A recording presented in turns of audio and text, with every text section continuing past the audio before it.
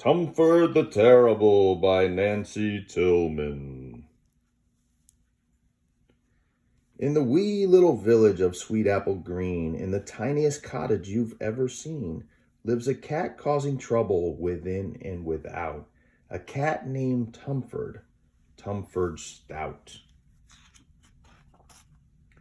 But love isn't measured in muddy galoshes or broken tea dishes or trampled on squashes. No, love is a thing that just happens, you see, like the way I love you and the way you love me.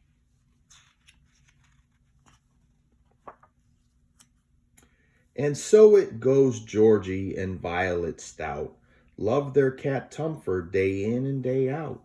They fed him with Violet's twinklefish pie, and they nicknamed him Tummy. Can you guess why?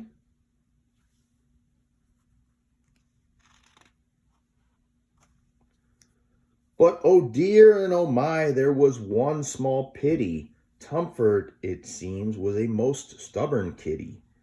In spite of the manners he often forgot, he would not say, "I'm sorry." Oh no, he would not.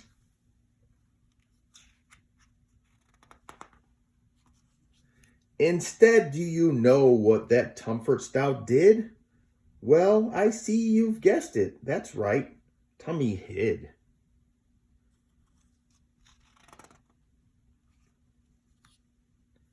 Of all of the things he thought were the worst,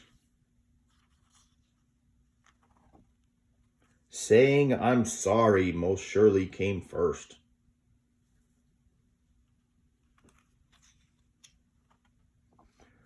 One day Vi and Georgie both said to each other, "As Tumford Stout's father and Tumford Stout's mother, we could try a plan of a different kind. Perhaps with a treat, Tummy might change his mind. In the village today there'd be a big fair. It would be grand if we all went there." "But Tummy," Vi said, "look me straight in the eyes. If you make a mess, you'll apologize. You must promise, Tummy, 100%. "I promise," said Tumford. And off they all went.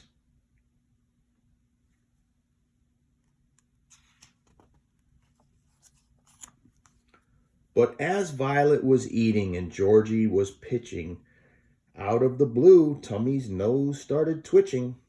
Something smelled marvelous over the hedge. My, he could see it right there on the ledge. It wasn't his usual baked twinkle fishes, but kippers, his favorite of all fishy dishes. Before they could join in a game of Red Rover, Tom had forgotten himself and jumped over.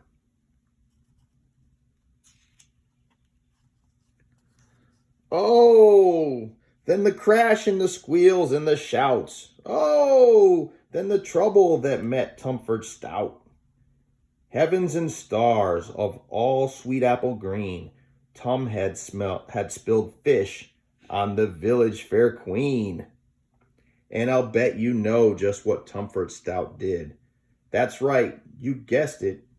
Tumford Stout hid. "Those words are just awful," he thought. "I can't do it." They'd stick in his throat and he'd choke. He just knew it. It wasn't that he was all bad, Tumford Stout. It was just so hard to get those words out. But then as he hid, a new thought started growing. It warmed up his tummy and toes and kept going. The thought grew so large and he said it out loud. "It might feel good if I made the Stouts proud. It might make them happy and me happy too. Maybe that's why it's the right thing to do."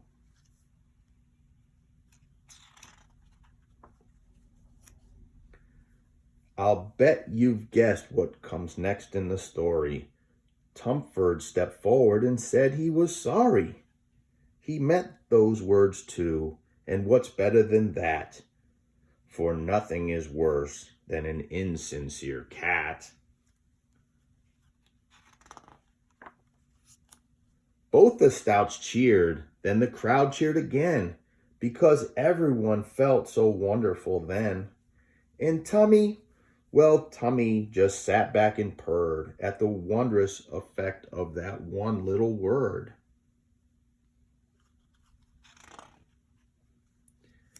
And so there you go. That's the end of the story of how Tumford Stout finally said he was sorry.